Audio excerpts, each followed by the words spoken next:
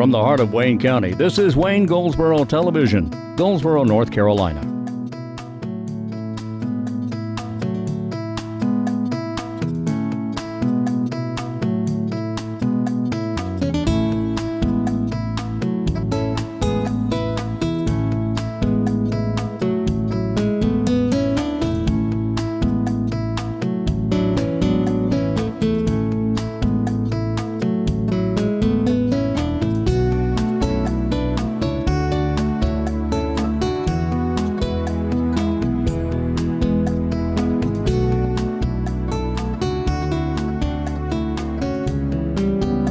Today is Thursday, it's June 2nd, 2016, and this is Wayne Goldsboro Television. Thank you for being with us. I'm Wayne Alley. And I'm Pat Garner. And where are we today, Pat? We are at the Neuse River. We're at the Neuse River in Seven Springs, which is in the southern part of Wayne County, which is the oldest community in Wayne County. Started out as Whitehall some years ago, just a few, and it became over time Seven Springs. And there's a long story there, but we won't go into it.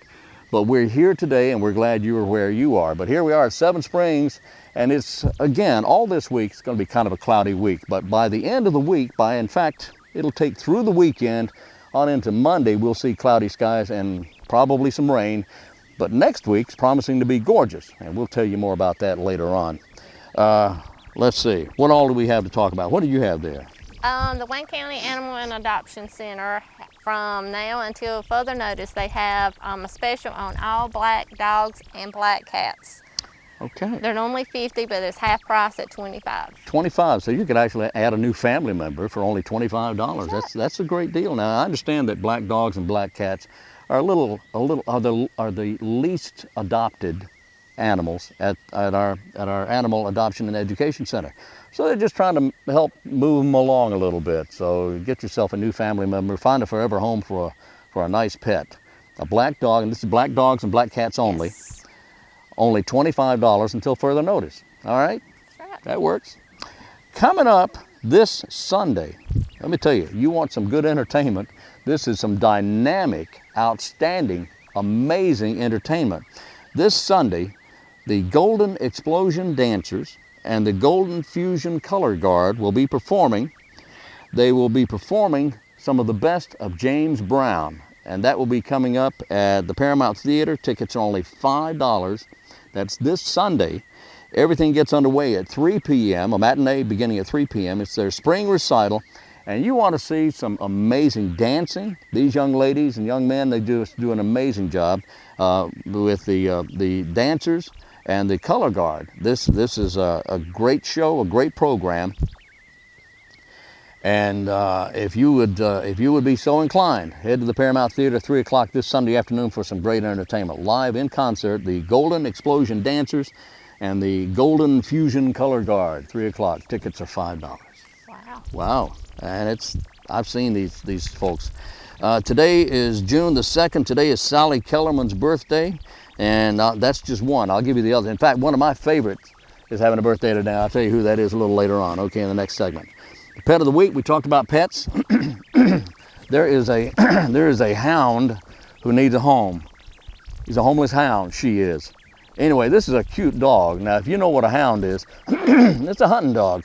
And I don't know if this dog is a hunter, but this would make a great family pet. 2 to 3 years of age, and she has that look about her. Sad look. Sad look about her, but don't let that fool you. She's a happy-go-lucky kind of a pup, 2 or 3 years old. Would make a wonderful home with kids in it. She loves kids. She loves other dogs. She's familiar with manners of the leash. She's gentle, she has a sweet spirit, and she's a lovely hound. So you're invited to go to the Animal Adoption Education Center at 1600 Clingman Street and talk to them about finding a home or taking this one home with you. All she needs is one chance to prove herself to you that she can make the best companion. We all need a companion. All right, there you go. Got a ribbon cutting at the Habitat store coming up. That's going to be coming up June 23rd at the Habitat store. Habitat is now a member of the Wayne County Chamber of Commerce, and they'll be having a ribbon cutting for that coming up June 23rd at 11:30 a.m. Now, the Habitat stores, Sunday and Monday, they're closed. Tuesday through Thursday from 9 to 5, Friday and Saturday open till 6 p.m. Donations can be dropped off during store hours from 11 till 2, and pickups can be scheduled by calling 736-9550. Okay? Wow. You have anything else? Yes. The seniors at the senior center have a day in the park on June the 7th. Day in the park. And it will be from 10 to 1. The seniors go out there and they enjoy the park, and they have a DJ. They have. Oh yeah, that's next Tuesday, isn't it? Yes. Coming up next Tuesday. Our Board of Commissioner meeting. That's right, Board of Commissioners meeting coming up Tuesday, right. as a matter of fact. Okay, don't forget that. Oh, I want to mention as well, and I didn't mention it yesterday, but a couple of days ago, on the 31st, the last day of the month, City of Goldsboro, the City Council had their budget session, and that's running. You will see it. You saw it last night, and if you were looking, if you want to see it, it'll be on again tomorrow night at 7 o'clock. Now tonight at 7 o'clock will be our last County Board of Commissioners meeting. That's tonight, Thursday night, 7 o'clock. And then again, a reminder that the County Board of Commissioners meet again next Tuesday, the 7th. And of course, that's during the daytime, and everybody's invited to attend. Starts at 8 o'clock with an agenda briefing, and then at 9 o'clock for the regular meeting itself, right? That's it. Excellent. Okay, see what else we have here. All right, is it time to go to the... Probably is, don't you think? Yeah. Oh, who knows? Let's go to our interview, and we'll be back after this.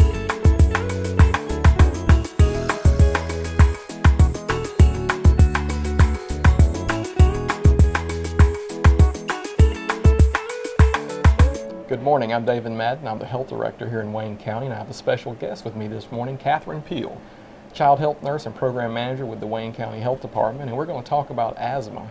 It was recently Asthma Awareness Month in May, and we're going to have a few questions to ask you. First of all, good morning, Katherine. Good I hope morning you're to doing you. well.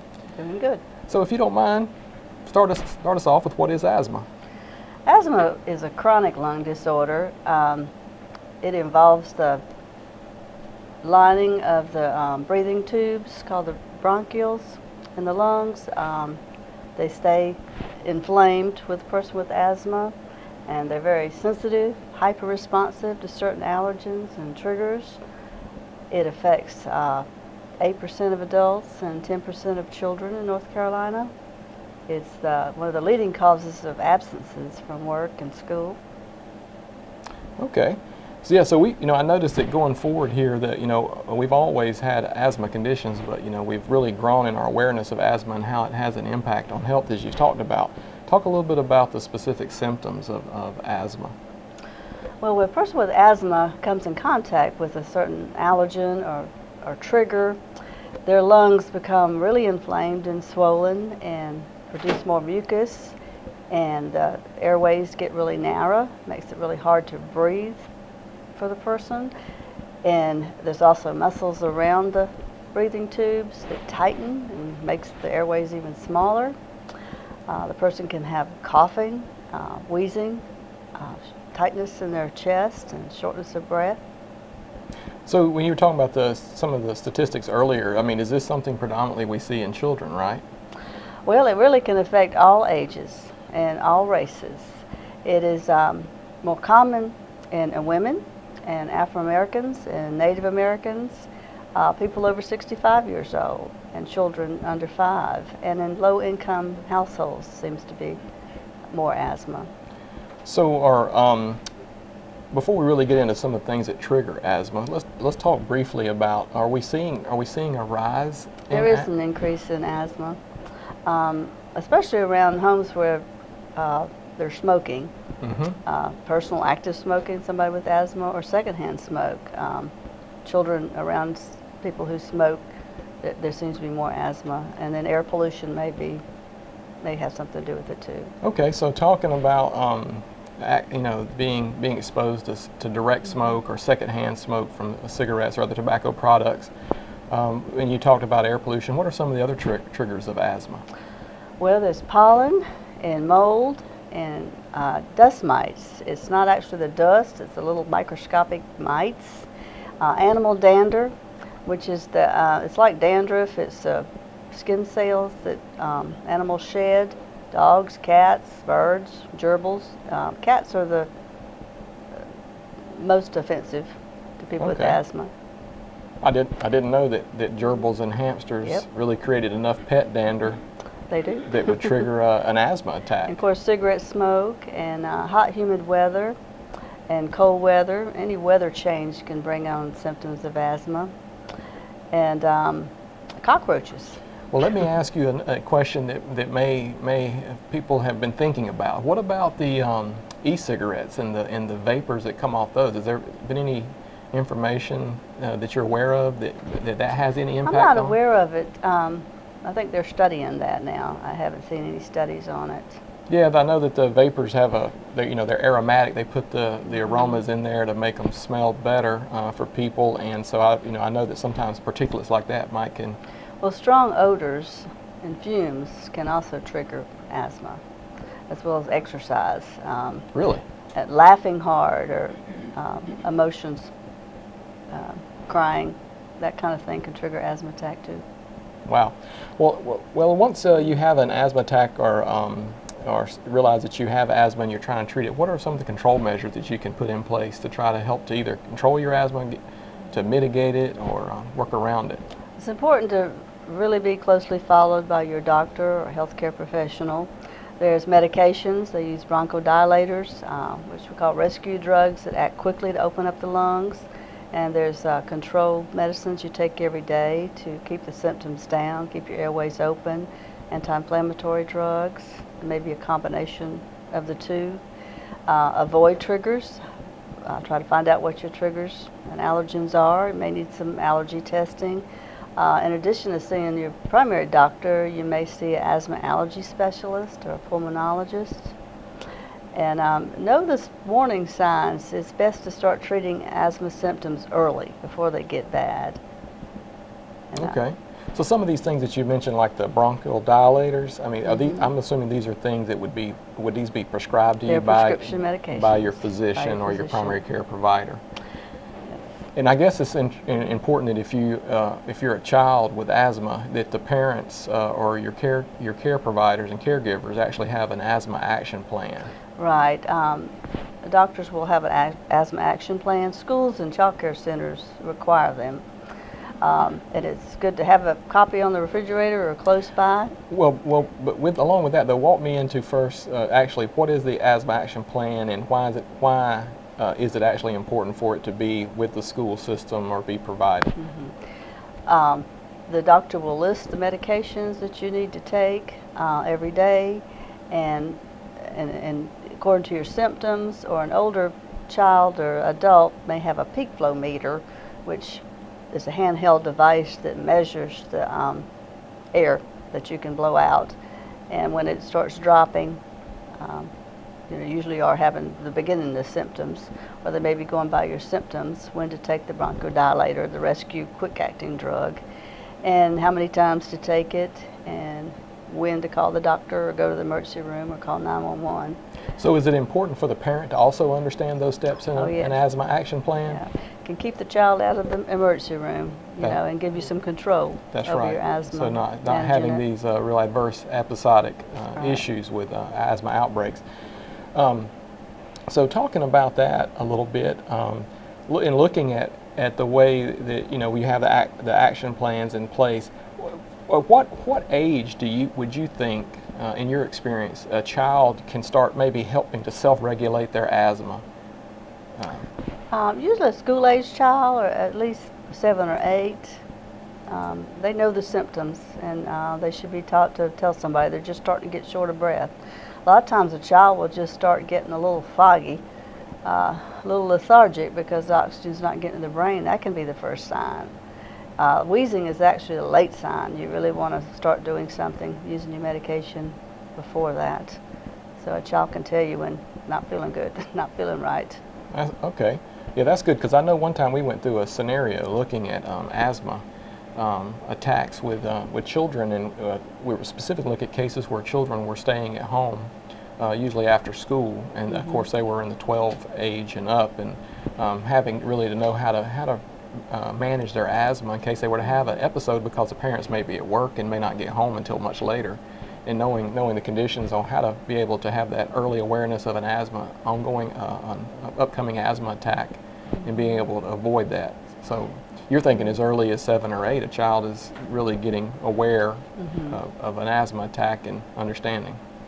Yeah, they'll either use an inhaler, breathe the vapor in, or a machine called a nebulizer that turns the liquid medicine into a vapor that they breathe in. And they can learn to handle that, to do that.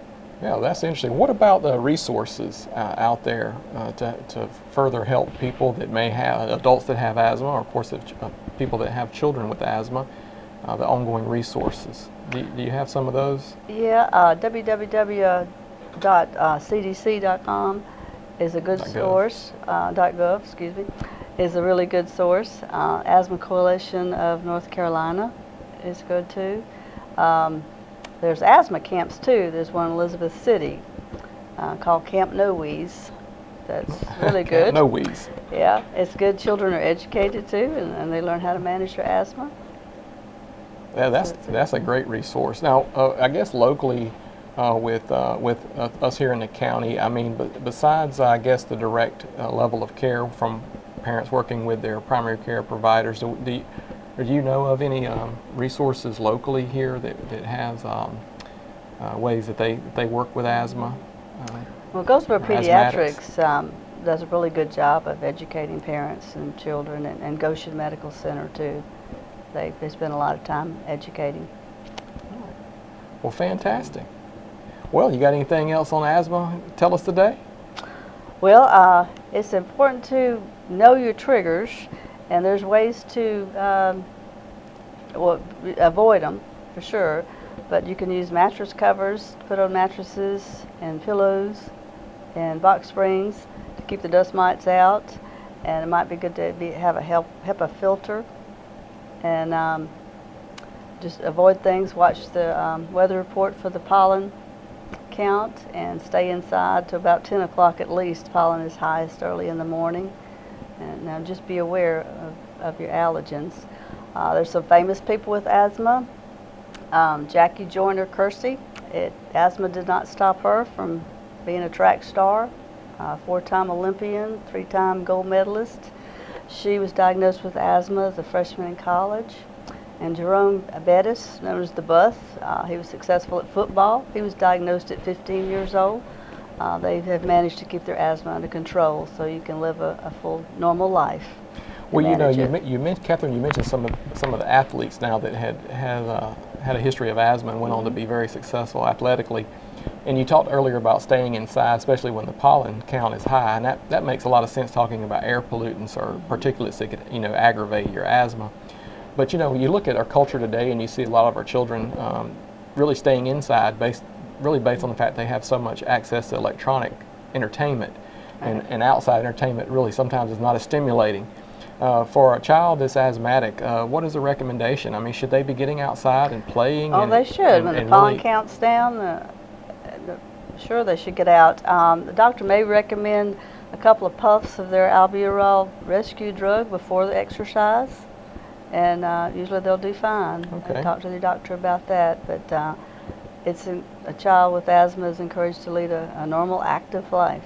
Would there be any reason for it to, if a child that is asthmatic, or even a parent that may think so, would there be any inclination to say that a child would be better served to stay inside, or should they really be getting out there and participating in physical activities and getting exposed to the outside air? And I mean, does that really help the cause any? I mean, is it a neutral scenario, or? It's important for them to get outside. Unless the pollen count is really high or if it's really cold. But something they can do when it's even cold is put a scarf over their mouth and nose and breathe through it, and it warms the air before it hits the lungs. And that helps to minimize the triggers. Yeah, and if it's hot and humid outside, really bad, they probably shouldn't go out. Okay. Well, that's some great information. I appreciate it. I thank you so much for being here. Thank you. And I'm enjoying working with you. I enjoy working with you too. So this is Davin Madden, Public Health Director with Wayne County, with Katherine Peele, and we hope you have a great day.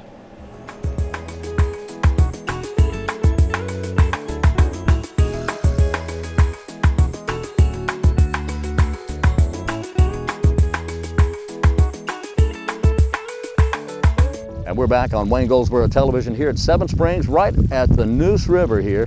This is a great place. It's a boat landing where you could put in here at the Neuse River and travel up and down. This is where you will also see canoes passing by. That's right. When will the canoes pass by, or did they already? No, it's this Saturday. Cruise the Neuse.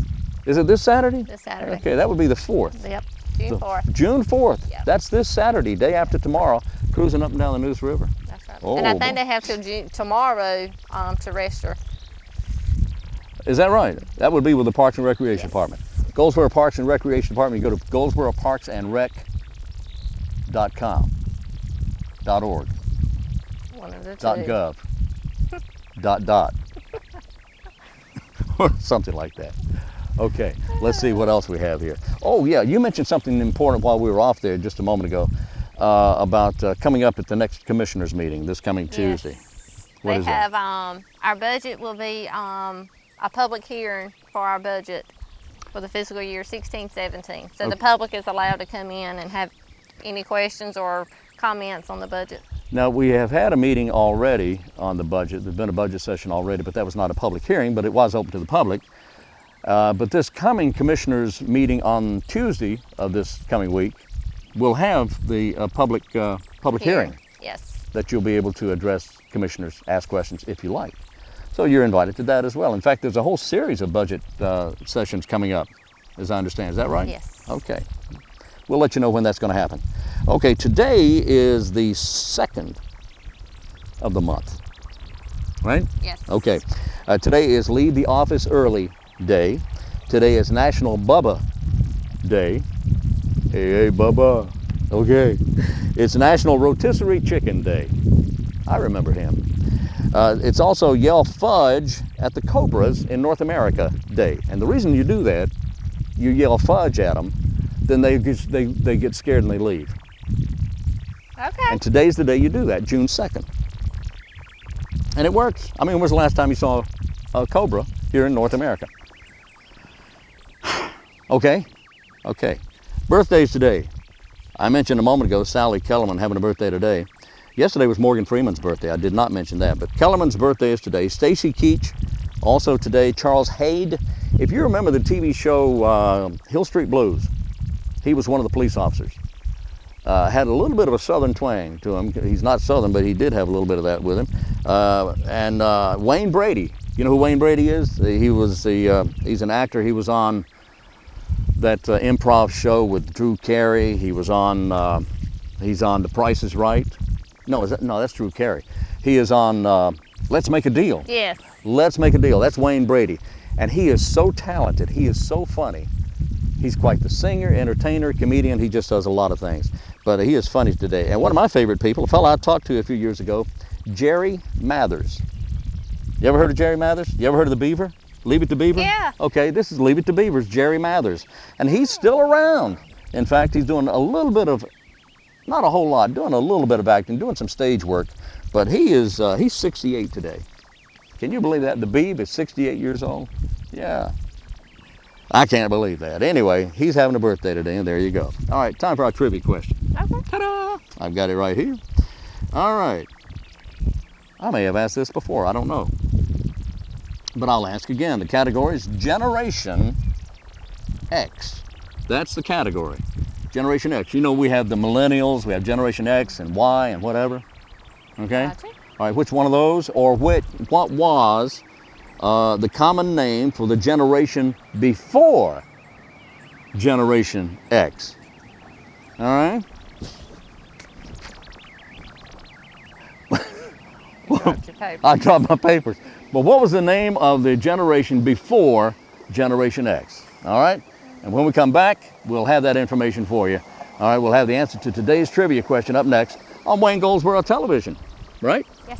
Right. Unifirst is here.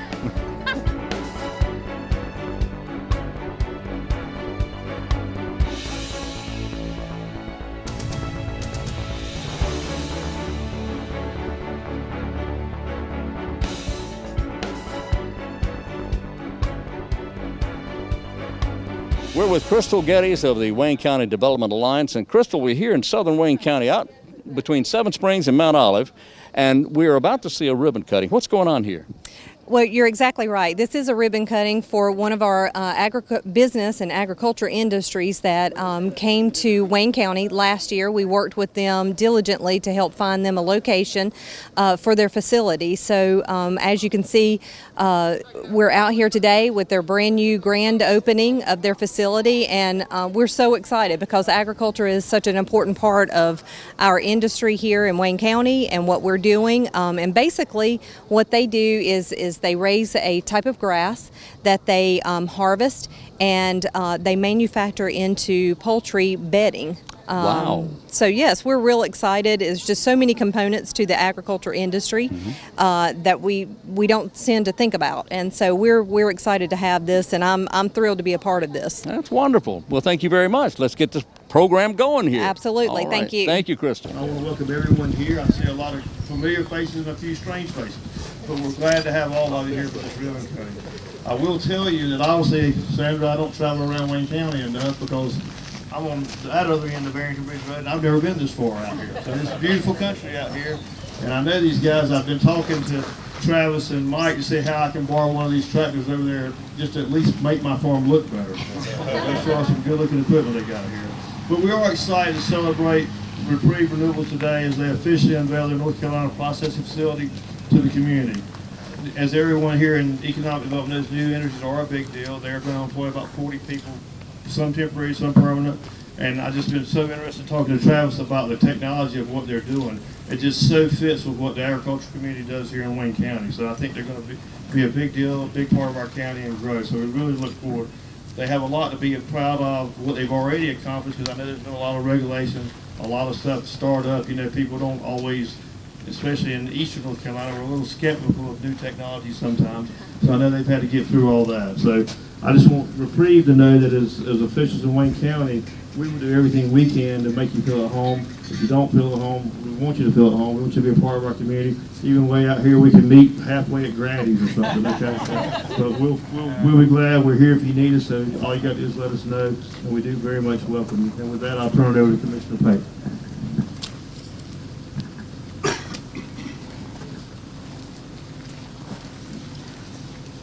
Thank you, Mayor. And no, I'm not Joe Dahlreck. I know y'all miss him. He's at his cardiac rehab this morning. He couldn't be here, so he asked me to step in. And thank you, Mayor Island, for introducing me. And good morning again to everybody. I'm glad to be here today on behalf of the Wayne County Commissioners to welcome Repreve to our community. Agriculture and agribusiness are at the heart of who we are and what we do. Repreve's growing and manufacturing processes fit right in to the fabric of our community. They partner with our farmers who grow the grass. They manufacture the state-of-the-art end product for our poultry farmers. Sorry about that. And they employ, and most importantly in my mind, they employ our Wayne County workers. Thank you for that. This is a win-win proposition for a lot of our folks in our community. Last year, the Board of Commissioners worked with the WCDA to approve an incentive grant for Repreve based on a new incentive policy recently approved by the board. We were glad that Repreve was actually the first industry to be approved for an incentive under this new policy. As a board, we are saying we believe in Repreve. We know they're a good company, and we appreciate them choosing Wayne County for their processing plant, because we know you could have gone somewhere else, but we're glad you chose us. So thank you so much for coming to Wayne County, and we look forward to you being here for a long, long time. And Travis, with that, I think you will come up and tell us a little bit about this facility.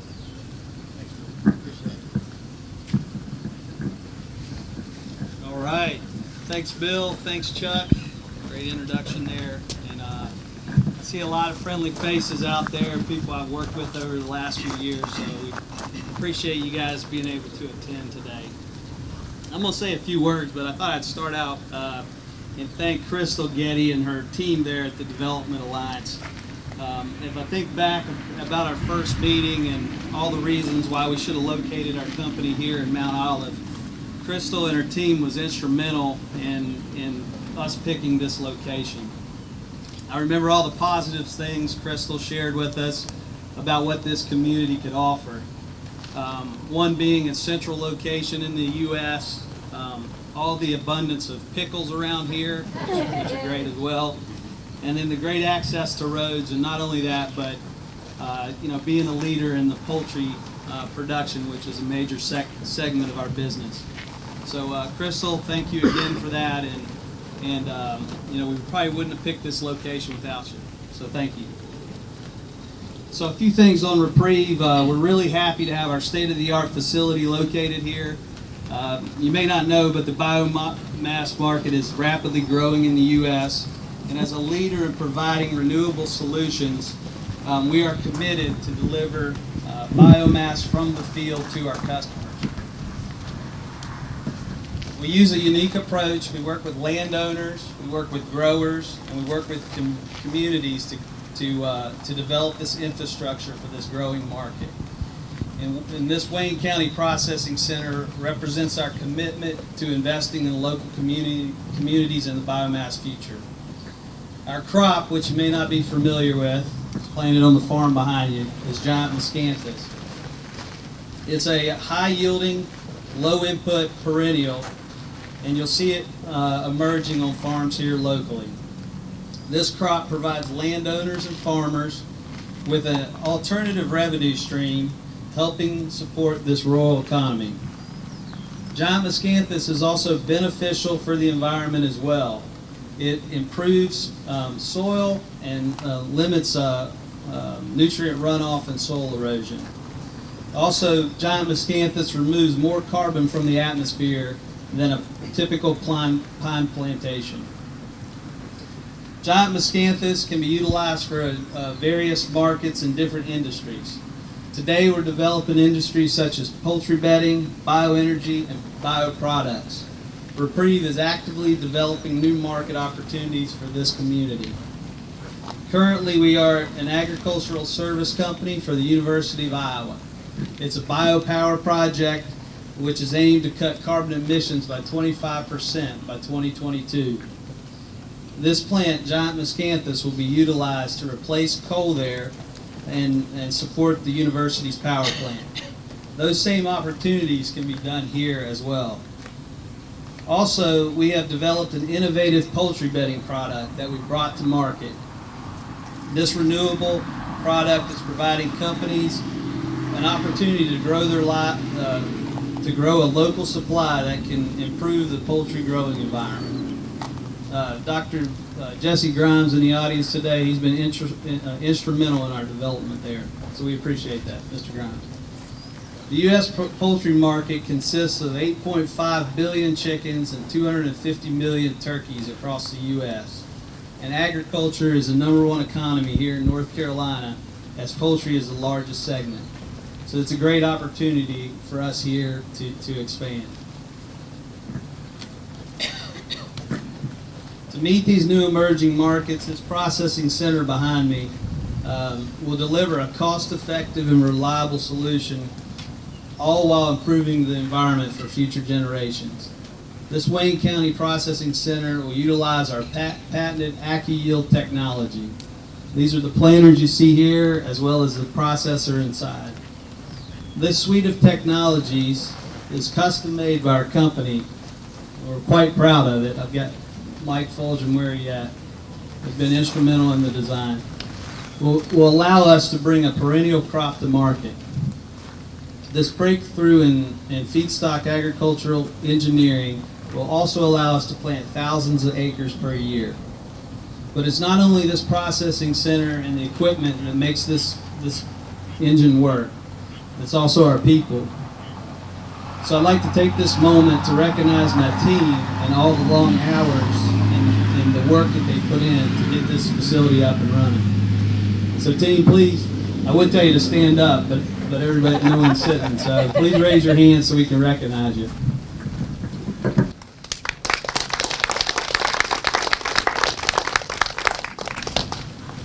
And in closing, the creation of innovative products and markets is critical to America's rural economy. Our company is dedicated to supporting agriculture and renewable communities throughout the U.S. while keeping sustainability in mind. I think this center is a perfect example and a representation of what we can do.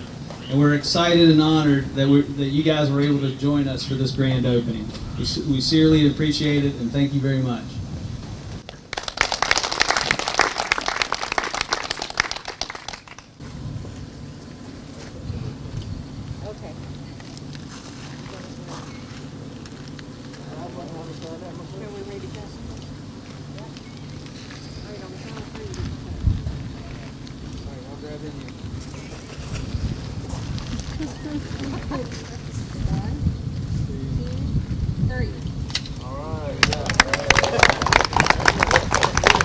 talking with Mike Hedrick here, and Mike, what do you do here for Repreve? Is this your operation? This is our operation. I'm CEO of the company, but we've got a local team here, and so we're excited to be here in Wayne County. I heard you say that you're going to be growing and utilizing miscanthus grasses.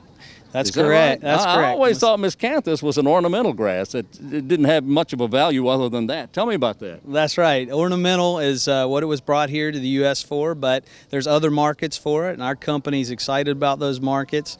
Currently, we're working with a lot of the poultry companies and bioenergy companies to develop this locally for them. So. Well, that's fantastic. This is very exciting. I had no idea miscanthus had that many qualities and was that many uses for that matter. Yeah, absolutely. I know it's a new thing, a new concept, but it's been studied quite a bit by the universities, and it's been a very difficult plant to get off the ground, but with our new technology here, our new processing center, we've developed a way to bring it to market. How does miscanthus, or does it, differ from pampas in some way? It does. This particular variety was bred for bioenergy use. It was developed by Mississippi State University. It's the highest yielding perennial grass there is on the market today. It will yield 3 times as much as a pine plantation. Wow. And it comes back every year. So the process here is renewable, sustainable, and bringing new products to market. Will you be using the entire plant, the top half, bottom roots, or what? Well, from this particular facility, both. We use this facility to propagate, grow. We grow local farms. We harvest the roots. We take those out to projects we have in Iowa or Delaware or Maryland. And then the other farms we have here locally are the above ground material, and we'll harvest that to take to the markets. All right. And how long does it take to grow a typical miscanthus plant? It takes about 6 months for it to grow in, and then we get a harvest the first year. But once it's planted, you can get 10 to 20 years of production off of it. And what sort of acreage are you talking about here?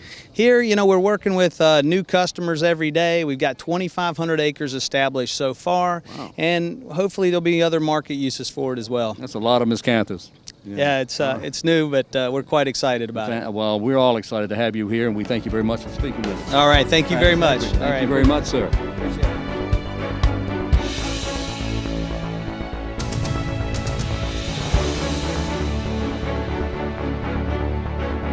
We are back on Wayne Goldsboro Television here at Seven Springs, right here beside the Neuse River, and what a great day it is. A little bit cloudy, not too hot, not too cold, just about right, right? It's perfect. Right, okay. All right. Mount Olive Pickle Company's Employees Community Fund has awarded 3 $1,500 scholarships, and we want to congratulate those folks. Recipients, this is to children of Mount Olive Pickle employees, recipients of Southern Wayne High School senior Esteban Leon, North Duplin High School senior Jessica Grady, and Adriana Morales, a student at Pitt Community College. They are the recipients of 3 of Mount Olive's, the Mount Olive Pickle Company's Employees Community Fund, and we congratulate those folks for that. All right, what do you have there, young lady? Coming up on June the 9th from 10 till 2:30, Wayne County Employees has a blood drive at the Red Cross. June 9th. Yes. Wayne County employees, of course, anybody can go and give That's blood true. that day. Yes. Okay. Today is the 2nd of the month, and that means that there's at the senior center today all kinds of stuff going on. You got your bingo, and watch every dog in the neighborhood named Bingo will come running. Bingo. Okay. We've also got a painting group, a bridge group, pinochle, the senior functional fitness testing, the Golden Grooves dance class is tonight at 6 p.m. And then learning fitness equipment. There's a class tonight at 7:30 p.m. There's always something every single day going on at the senior center. Love the senior center. Those folks are great out there. Paula Edwards doing an amazing job. We mentioned scholarships a few moments ago. Wayne County Public Schools students receiving the Emmett and Mary Robinson Trust Fund Scholars. That would be Alexis Whitfield of Charles B. Aycock, who will be attending East Carolina. Crystal Woodard of Charles B. Aycock as well, also going to Barton College. Carly Powell of Eastern Wayne High School, a recipient. Sierra Thompson of Southern Wayne, going to Winston-Salem State University. And Carter Jones, also at NC State University. Carter Jones of Southern Wayne High School. So congratulations to all those recipients of those scholarships as well. All right, do we have anything else? That's it. Is that going to wrap it up? That's it. That's going to wrap it up. We'll do this again tomorrow, okay? Hope you're with us tomorrow. We'll start about 7 o'clock.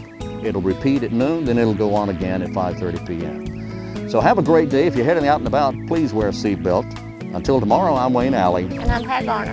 And this is Wayne Goldsboro Television.